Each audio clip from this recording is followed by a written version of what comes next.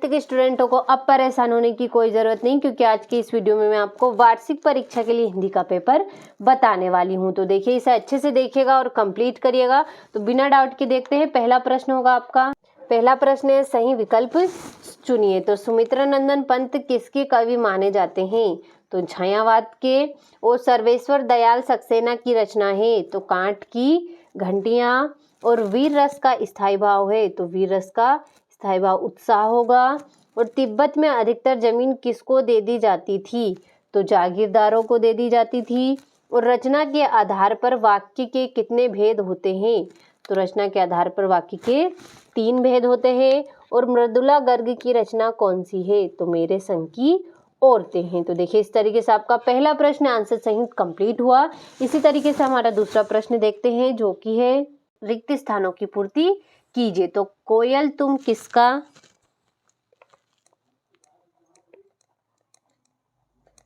संदेश देना चाहती हो और जिसके कारण स्थायी भाव जागृत हो, वह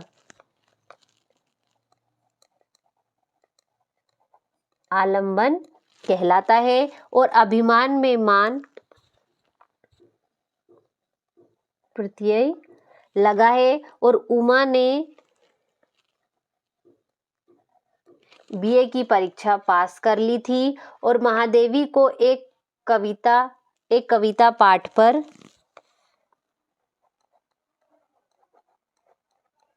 चांदी का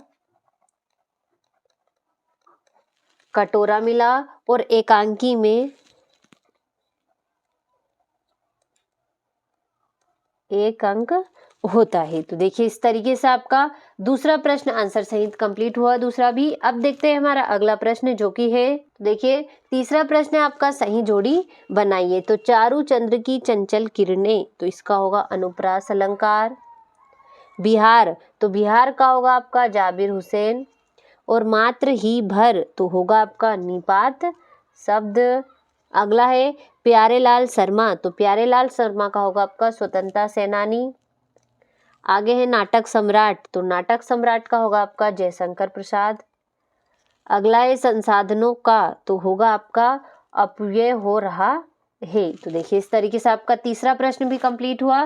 चौथा प्रश्न है आपका सत्य सत्य लिखिए। तो छायावादी काव्य में प्रकृति का मानवीकरण किया गया है, तो सत्य होगा। और दोहा मात्रिक छंद है, तो ये भी सत्य है आपका। एक टोपी पर 2500 जूते न्योछावर होते हैं, तो असत्य है। और किरण शब्द का पर्यायवाची रश्मि है, तो इसका आपका सत्य होगा। और उमा के व्यक्तित्व में साहस की कमी है, तो ये आपका सत्य होगा। और आचार्य रामचंद्र शुक्ल हिंदी के प्रसिद्ध निबंध लेखक हैं, तो ये भी आपका सत्य होगा। तो देखिए, इस तरीके से आपका चौथा प्रश्न सत्य सत्य भी कंप्लीट हुआ। अब देखते हैं हमारा पांचवा प्रश्न, जो कि है एक वाक्य में उत्तर लिखिए। तो मरकत के खुले डिब्बे जैसा क्या है? तो इसका होगा आपका पर्वतीय ग्राम होगा। आगे आपका स्थायी भाव को जगाने वाले तथा उद्दीप्त करने वाले कारक क्या कहे जाते हैं? तो विभाव कहे जाते हैं। अगला होगा आपका महादेवी के परिवार में हिंदी को कौन लाया? तो उन माताजी, महादेवी की माताजी लाई थी। आगे आपका उपसर्ग शब्द में कहा जुड़ता है? तो शब्द के पहले जुड़ता है। तो देखिए, इस तरीके से आगे आपका विवाह को बिजनेस कौन कहता है? तो गोपाल प्रसाद जी कहते हैं,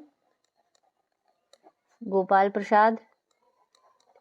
आगे आपका नाटक में कितने अंक होते हैं? तो नाटक में 1 से अधिक अंक होते हैं। तो देखिए, इस तरीके से सारे प्रश्नों के आंसर आपके कंप्लीट हुए। इस तरीके से आपका पांचवा प्रश्न भी कंप्लीट हुआ। छठा है आपका भक्ति काल की प्रमुख 2 विशेषताएं लिखिए। सातवां हो गया आपका कबीर ने ईश्वर को सब श्वासों की श्वास में क्यों कहा है? आगे है, देखिए इस तरीके से आठवां होगा आपका कोयल की कूक सुनकर कवि को क्या प्रतिक्रिया थी? नौवां हो गया आपका 10वां हो गया। इस तरीके से सारे प्रश्नों को आप अच्छे से कंप्लीट करिए। अगर आपको सभी प्रश्नों को आपको आंसर सहित कंप्लीट करना है। अगर आपको इनके आंसर नहीं भी मिलते तो अगले वीडियो में मैं इनको आपको आंसर सहित बताने वाली हूँ। तो देखिए अभी आप इन प्रश्नों का अच्छे से स्क्रीनशॉट ले और कंप्लीट करिए। तो देखिए 18वां हो गया आपका, ये हो गया आपका 19वां प्रश्न, ये हो गया आपका 20वां, 21वां हो गया। तो देखिए इस तरीके से ये हो गया आपका 22वां प्रश्न, जिसमें आपको बुक बैंक से पुस्तकें देने के लिए एवं निर्धन छात्र निधि से सहायता प्राप्त करने के लिए अपने प्रधानाचार्य महोदय को आवेदन पत्र लिखना है।